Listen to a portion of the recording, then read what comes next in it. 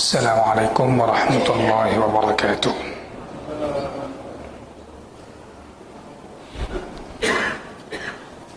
Alhamdulillahi rabbil alamin. Wa sallallahu ala nabiyyina Muhammad wa ala alihi wa sahbihi ajma'in. Wa man sara ala nahjihi ila yaumiddin. اللهم علمنا ما ينفعنا وانفعنا بما علمتنا وزدنا علما اللهم ارزقنا الإخلاص في القول والعمل اللهم آت نفوسنا تقواها وزكها أنت خير من زكاها أنت وليها ومولاها اللهم إنا نسألك الهدى والتقى والعفاف والغنى. Hadirin jamaah Masjid Baitur Rahman yang saya muliakan, syukur kepada Allah Subhanahu wa taala kita bisa berkumpul kembali di tempat yang sangat mulia ini. Semoga Allah Subhanahu wa taala senantiasa memberkahi umur kita dan kita disibukkan dengan segala kebaikan sehingga itu menjadi pemberat amal timbangan kita nanti di hari kiamat. Amin ya rabbal alamin. Insyaallah 30 menit ke depan malam ini kita melangkah ke hadis yang keempat dalam urutan hadis bab taqwa dalam kitab Riyadhus Shalihin. Hadis yang keempat ini sebagaimana kata muallif rahimahullah taala, an Abi Tarif Adi bin Hatim At-Tai radhiyallahu anhu. Hadis dari Adi bin Hatim. Beliau adalah salah seorang perawi dari sahabat Rasulullah sallallahu alaihi wasallam, artinya beliau seorang di antara sahabat Nabi sallallahu alaihi wasallam yang merawikan dari Nabi sallallahu alaihi wasallam hadis ini. Namanya Adi. Orang kita banyak nama Adi, Pak. Ini namanya Adi pakai ain. Adi, ain, dal, ya, Adi. Adi bin Hatim, nama ayahnya Hatim. Jadi Adi bin Hatim bin Abdullah bin Sa'ad At-Tai. Adi bin Hatim bin Abdullah bin Sa'ad At-Tai radhiyallahu anhu. Kunyah beliau, nama kecil atau panggilan lainnya, disebut dengan Abu Tarif. Abu Tarif. Atau dikatakan juga dengan Abu Wahab. Yang nana Abu Wahab, you know, kawaina Abu Wahab zaman. Adi bin Hatim bin Abdullah bin Sa'ad At-Tai.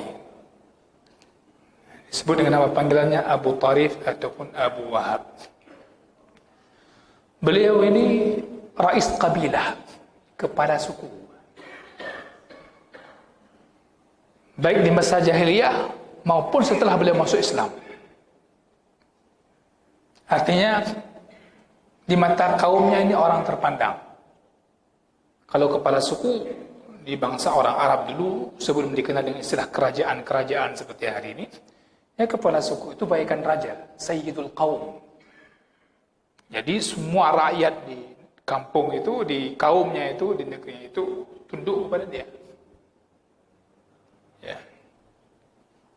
Wa abuhu Hatim, ayahnya juga dikatakan sebelumnya juga seorang Sayyidul Qaum. Ya. Yang sangat terkenal ayah ini orang yang sangat dermawan sekali. Orang yang sangat pemurah. Ya. yaitu Hatim, orang yang sangat pemurah. Beliau ini radhiyallahu an sebelumnya Nasrani, beragama Nasrani. Ketika masih menjadi kepala suku bagi kaumnya, raja bagi kaumnya, dia masih waktu itu beragama Nasrani. Masuk Islam pada tahun 7 Hijriah. Ada riwayat yang mengatakan setelah 7 Hijriah. Wal ilmu 'indallah.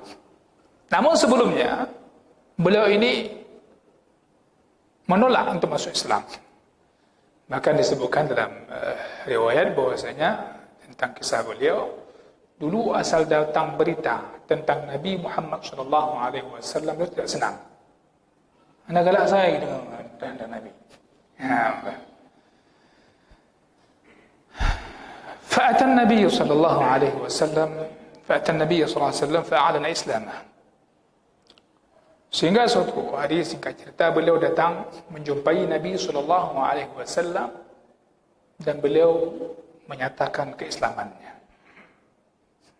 Dulu sebelumnya enggak senang, tapi sehingga Allah Subhanahu wa taala berikan hidayah, dia datang menjumpai Rasulullah SAW dan menyatakan keislamannya di hadapan Nabi SAW.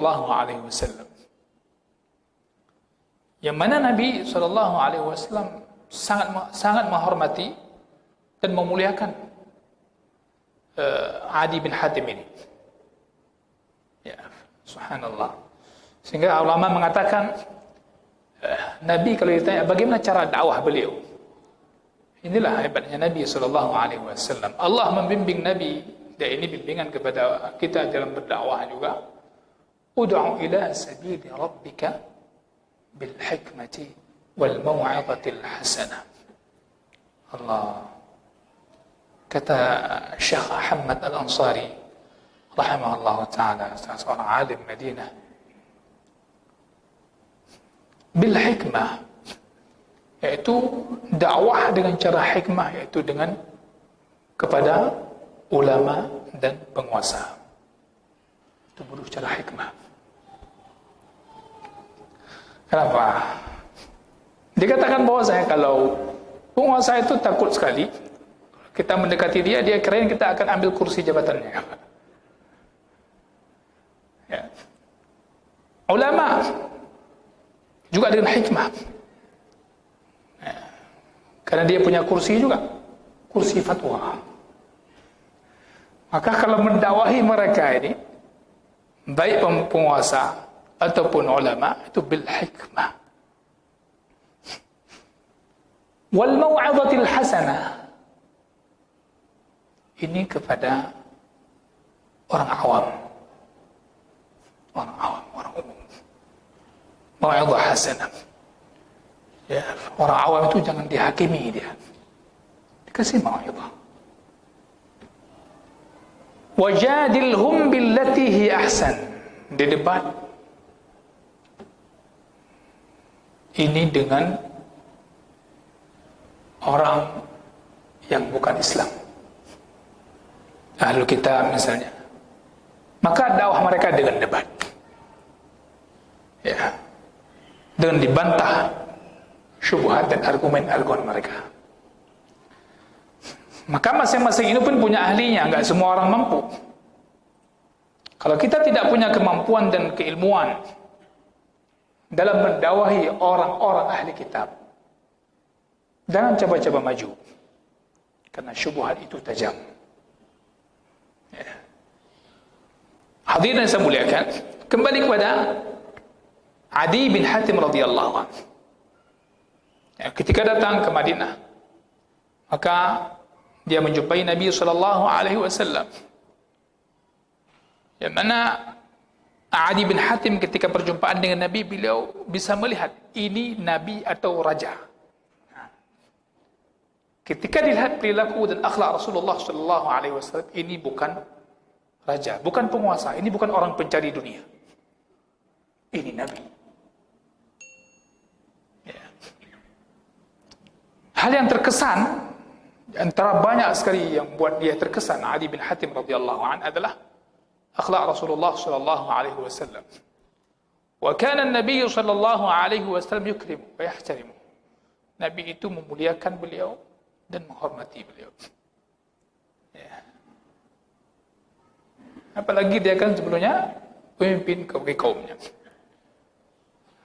Di antara pernyataan beliau mengatakan bahwasanya tidaklah aku masuk menjumpai Nabi sallallahu alaihi wasallam melainkan beliau meluaskan tempat untukku dan beliau bergerak untuk memuliakan aku.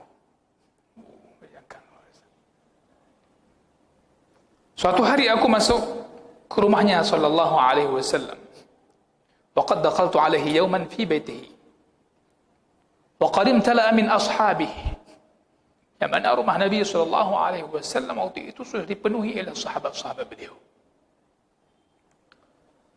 Maka beliau meluaskan tempatnya hatta jalastu ila jambih. Sehingga aku duduk di samping Nabi sallallahu alaihi wasallam. Aku masuk ke rumah Nabi, rumah sudah penuh dengan sahabat-sahabat yang lain.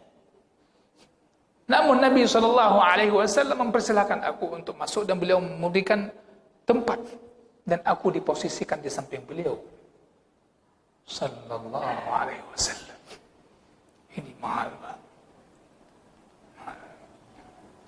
Nah, kita bisa melihat bagaimana memahami ungkapan para ulama di kalangan salafus salih radhiyallahu alaihim. Kadang mereka bercerita ataupun membaca kisah sahabat, membaca kisah para tabi'in. Itu lebih mereka sukai, ada kalanya di samping harus belajar hukum dan sebagainya. Nah, kita ingin mengambil itu, Pak. Sesekali nama perawi itu kita ambil biografinya, kita baca. Jadi ini kadang lebih berkesan dibandingkan kita hanya melanjut pembicaraan hukum ini itu gitu dan sebagainya. Baik.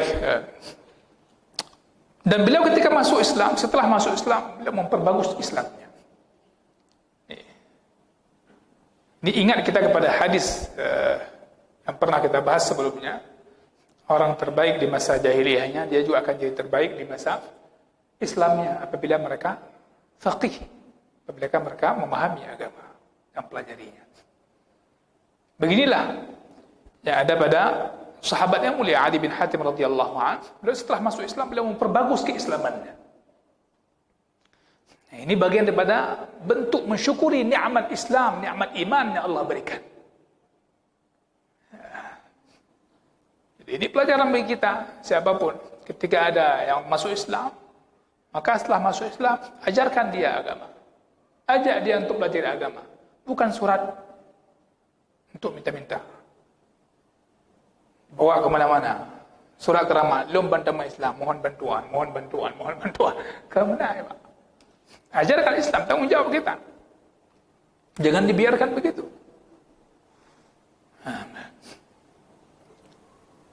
Subhanallah. Apa di antara bukti keislamannya bagus? Ya Allah, malu kita, Pak. Subhanallah. Apa kata beliau? Ketika setelah masuk Islam, mundu aslamtu, sejak aku sudah masuk Islam, tidaklah salat ditegakkan. Ya, tidaklah salat ditegakkan atau diiqamah dan sebagainya. Melainkan aku sudah berwudu. Ini dalam sembahyangnya wudu kena. Siap untuk salat. Di antara tanda memperbagus keislamannya. Allah. Dan beliau mengatakan,